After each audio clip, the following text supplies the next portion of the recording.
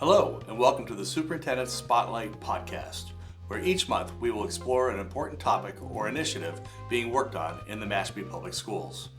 I am your host, David Thompson, the proud interim superintendent of the Mashpee Public Schools, and I welcome you to our podcast. Welcome back to November's edition of the Superintendent Spotlight Podcast. I have with me today our school resource officer, Katie Hennessey, and we're going to talk about school safety. Katie, thank you for joining us. Thank you, Dave, so much for having me. Yeah, so I kind of wanted to start and make sure that parents understood that, school safety is something that we work on throughout the year, and I'd like to kind of go back to August, and we had a meeting with both of our chiefs, yourself, the school administration, to go over our safety plans. So you've obviously done it in Mashpee longer than I have, but can you kind of give kind of an overview without giving a lot of detail, why that process is important and what kinds of things happen during that yearly review? So our school safety plan is a very fluid plan. It's always changing. We're always looking for ways to make it easier, make it more organized, and a process that everybody is on the same page with. So we go through the safety plan together cohesively as a district, police department, fire department, so that we can make improvements, make adjustments, see what worked, what didn't work, and make it safer for everybody that's here, both students and staff. Yeah, and I have to say that getting to meet and work with the chiefs was really a great introduction for me as the interim superintendent.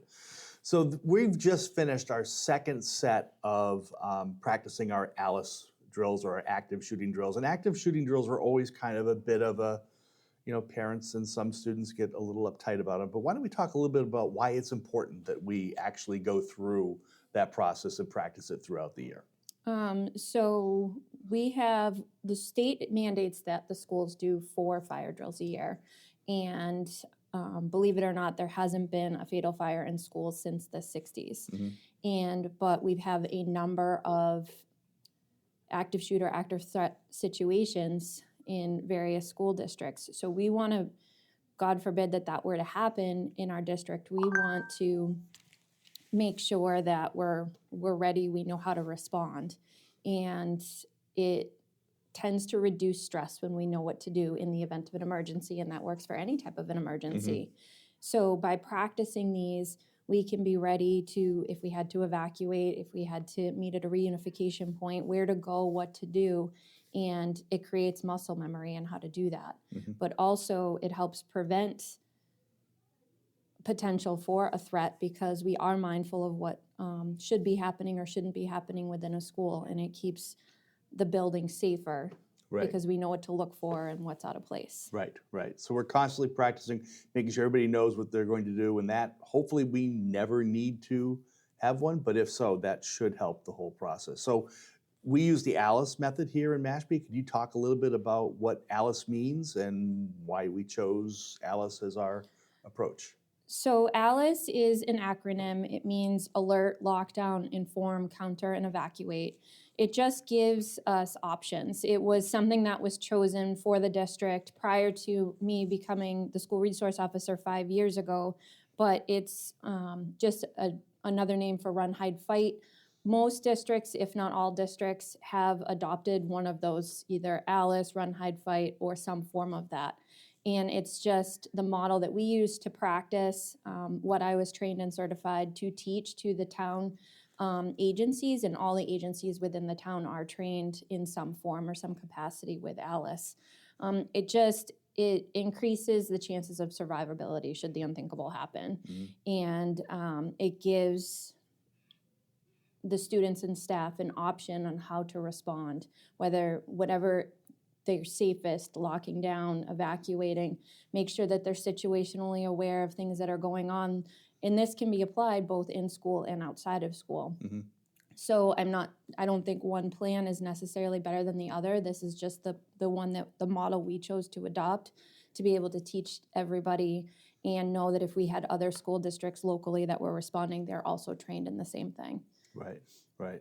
And it is kind of so we don't do it the same way every single time. There are some different factors we put in, and I don't want to get into, all the secrets, but but that's so that we're training people to be ready for different kinds of situations. Am I right? That is, so we never know where the danger might be in the Mhm. building. Is it outside? If it were outside, we would want to stay inside.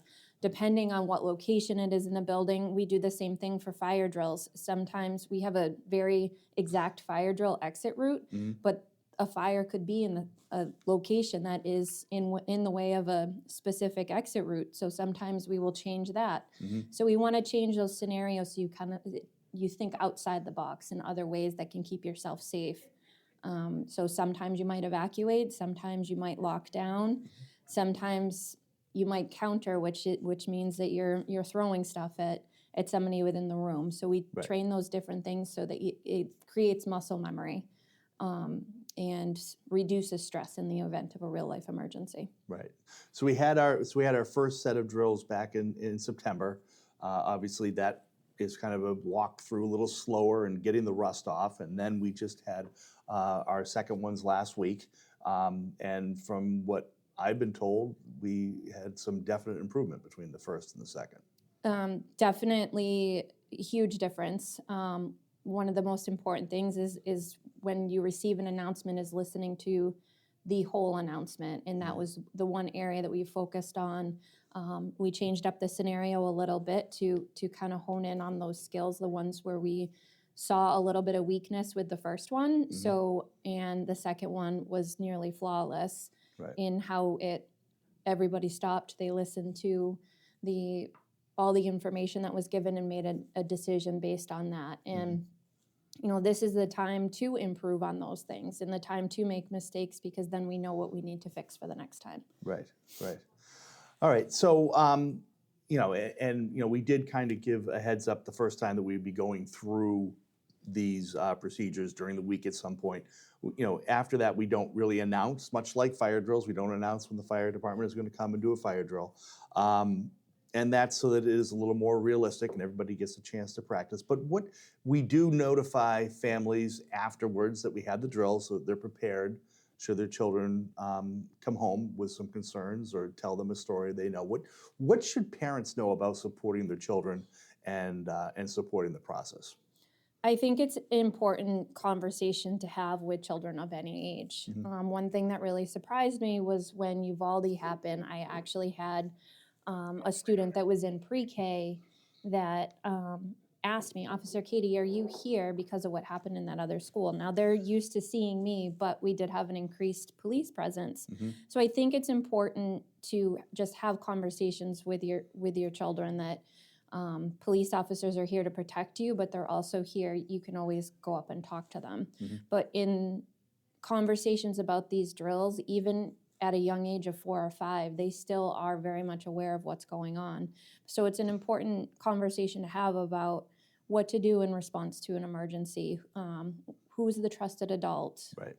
Who should they, if they see something, who should they be telling? And just have that open dialogue with them, because even if they're our youngest age group, they still are very much aware of what's going on. Right. Right. So, Yeah, they do see it on the news and they do have questions. And, the one thing that families can do is if their child comes home is to assure them that this is the practice to make sure that we can be as safe as possible and that practice makes perfect. And it's okay, just like we practice fire drills and other things, bus evacuations, all these things to make sure that our students know how to handle these situations and are going to be safe. So that's, what we would ask families to kind of support us in that. If you have a child that is having really high anxiety, then please reach out to the school and reach out to the guidance department. If you have a question about the process or how it works, that they should contact you. Am I correct? absolutely. And anytime any parent or even staff member that has questions or concerns, I always encourage them to reach out to me either by phone or by email, and we can work through it together. I learn just as much from my students and the staff as much as they learn from me. And what works for one may not work for everybody, and we need to tailor those responses to the specific needs of our students. So I encourage that, and I'm always open to suggestions and looking to improve in ways that I do things as well. Right. Good, good. Thank you. All right. So if we actually had, a real threat, an active shooter or active threat, uh, can we kind of talk a little bit about how parents would be notified and what they should do? And that we mentioned reunification. We should probably get into a little more on that as well. So should something like this happen, or if we think of evacuation specifically for is there a threat to the building? It could be for a number of reasons. If we have a fire, if there's an environmental situation, if there's a gas leak, we may have to evacuate. And a question I get asked is, as parents, what should we do in the event that we know that the school has been evacuated? I think it's fair to say that social media and the news tend to work a little bit quicker because we're concentrating on responding to the emergency, diffusing the situation, and making sure everybody's safe. So parents will receive some type of an alert or reverse 911 or reverse call from the school, letting them know where to respond. If we had one of these events in real life, the area is going to be gridlocked. So you're not going to be able to access that specific school to try to pick up your children, which I know can be stressful as a parent. But we want to make sure that they're okay and they're safe, and we want to see them. So we will give a specific location to meet, and then have all the kids reunify so that we can take attendance. I get asked this a lot. Well, what if I ran to a friend's house? What if I ran? Ideally, we would like everybody to go to the reunification because we're going to look for everybody until we have accountability on every student. Right.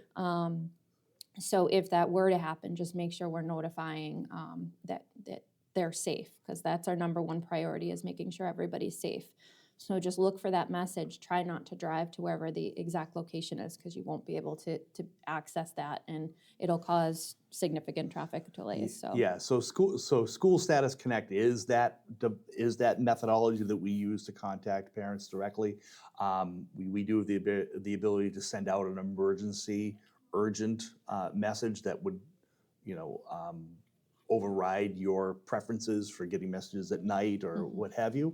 So that'll go through. It would go through to you and your secondary contacts. But like you said, it's very important that you read that and that you understand where the reunification is going to be, because unfortunately, around the schools will be locked down, and traffic on the road to the schools, especially here, would be problematic in getting any sort of emergency response vehicles in and out. So it's really important, and I realize that it is probably the most difficult thing for parents, is not to rush, but we're probably in the process of moving your kids to that other spot while you are rushing to a spot where they will not be. So, and again, we would contact you, we would tell you where that is. There would be a check-in procedure to get to your children at that, and that is really important that I think parents know that. And hopefully, we're not reunifying for any reason, but be it a gas leak or be it some sort of active situation, but that is what we need parents to do. The other thing is that, we want to talk a little bit about, school safety really is not one person or a group of people. The school, it's everybody's responsibility. And we often talk about, if you see something, say something. And that's really important, because if there is somebody in stress or a situation that is bubbling up, that, us and yourself knowing about that is really important. I don't know if you want to add to that. It's something that, as a police department or law enforcement agency, stress in general, that if something seems off, trust your gut, it probably is. Right. Or we would rather have you say something about it and it be nothing than you keep it to yourself and it turns into something that is dangerous. Right. So anything that seems off, I on a daily basis, I have kids, I have staff come to me and let me know, like, hey, Officer Katie, hey, Officer Hennessey, I noticed this, or I noticed a student has become disengaged, or seems to be, is something going on at home that maybe I'm aware of that they may not be aware of. Having that open dialogue with our guidance staff and the administrators. I think it's important to encourage kids that if they do see something that doesn't seem right, or if they're concerned or they see a social media post from another student, to let somebody know, whether that be myself or an administrator or a guidance counselor, whoever they feel most trustworthy to go to, that they can give that information to, because that's how we ultimately find out things, Right. and make sure that they're not a danger to themselves or others. Right. One big thing I always stress when I teach Alice or teach active threat information is to be mindful of who is in the building. Do you know this person?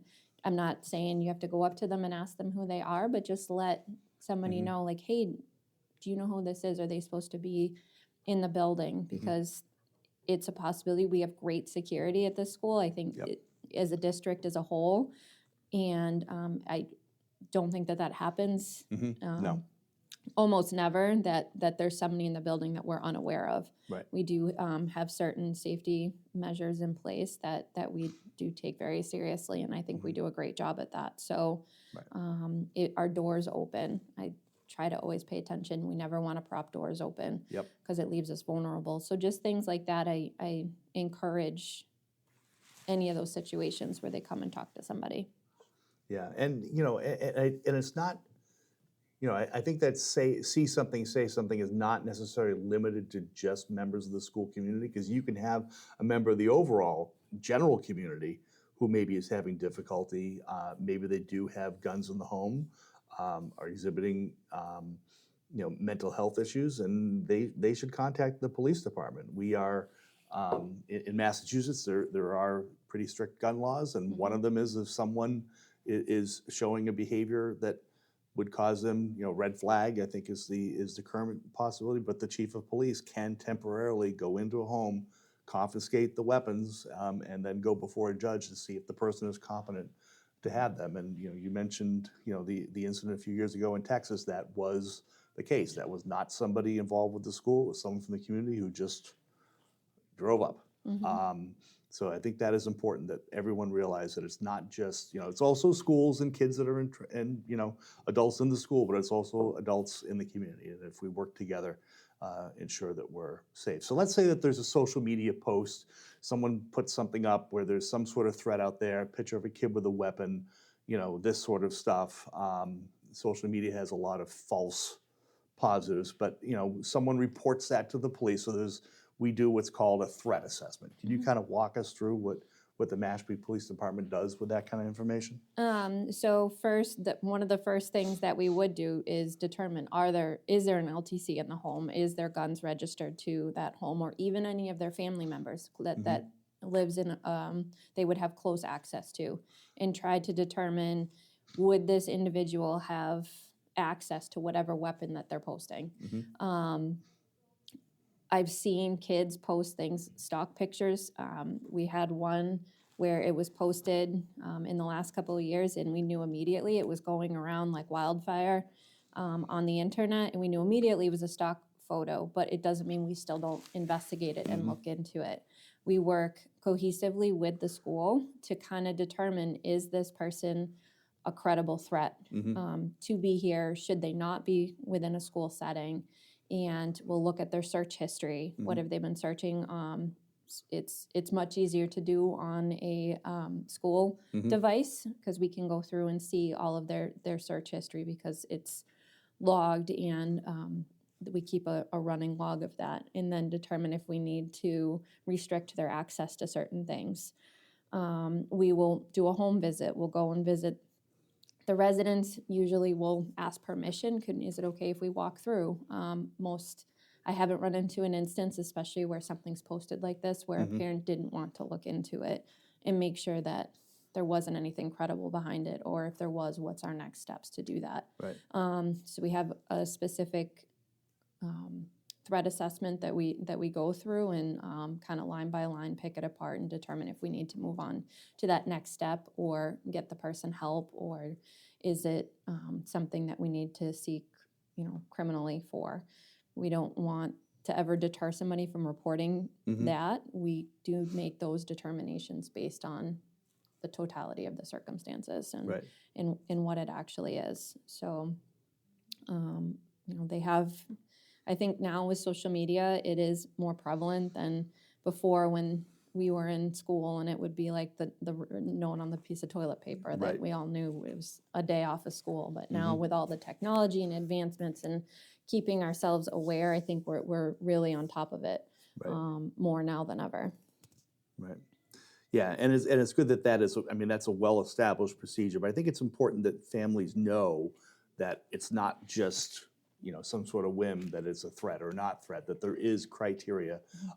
It is standardized. I can't remember if it came from the Secret Service or the FBI.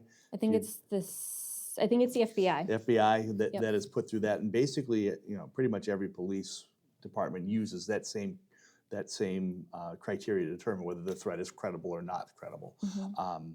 And through that, hopefully get everybody back on track. But again, that's another example of see something, say something. Social media posts that goes out there. Make sure that report to the police department, report to the school department. We do work very closely together to eliminate those as soon as possible. So and I just want to kind of go back to our ALICE drills and could you talk a little bit about obviously they're done a little bit different at the Coombs as opposed to the Quashnet as opposed to the high school. Could you talk maybe just a little bit about some of the differences that parents might see as their kids progress? So we, each year at the beginning of the school year, we do a little ALICE refresher. When I first started training it, I kind of came up with a program that I'm constantly improving. I'm constantly building upon what works, what doesn't work. I find for that particular age group, for our KCC students, that the individual classroom. So I actually take 10 minutes for each classroom. I take a day and I go into each individual classroom. And I just have a discussion with them. I sit down. It's not like a formal teaching setting. I sit down and talk to them about it and what they do, what they should do, because their primary as that age group is to listen to the adult in the room and kind of get direction from them and assure them that your teacher, your teacher's assistants, paraprofessionals, guidance counselors, we're all trained in the same way, and I want them to feel confident that we're going to know what to do. The question I get asked by them the most is, what if I'm in the hallway? What if I'm going to the bathroom? And so it's just letting them know that it's okay to go into another classroom, whatever the closest one is, or jump in if there's somebody evacuating. That it's okay to go, just make sure that they're with an adult. And just have that conversation with them that we're here to keep them safe and what they can do to help us accomplish that. So it's a little bit more of a personal setting as opposed to an assembly type setting that we do for Quashnet and the middle high school. Right. Excellent. Well, and I have to say, I'll kind of start wrapping up a little bit with saying that, people always wonder, well, what do we have for safety? Mashpee actually has almost every single thing you could possibly have to ensure our buildings are as safe as possible. So really appreciate the support of Mashpee Police and also town the town government and the town in investing in those devices and things that we have. So any other closing thoughts that our families at home should consider? I think it's important to know that we are lucky that we do work so well together, the school and the town in general, to keep everybody safe and know that we are always forward thinking. We're always trying to make ourselves better, and it makes us less likely to be a target, knowing that we are constantly prepared for these situations. And so I just want everybody to know that we are always looking for ways to improve, but we do a really good job of working together to achieve that. Yes, you do. I can confirm that after spending time in several other districts. This is top notch. So thank you. Officer Hennessey, I want to thank you for stopping by and having this conversation and sharing what we do for school safety here in Mashpee. Thank you so much for having me. Thank you. This is Dr. Dave Thompson. Thank you for listening to the Superintendent Spotlight podcast. This will be a monthly podcast, so please subscribe and give us a thumbs up or 5 stars depending on the platform you're using. If you have a suggestion for future topics, please send them along to the district office, and have a nice day.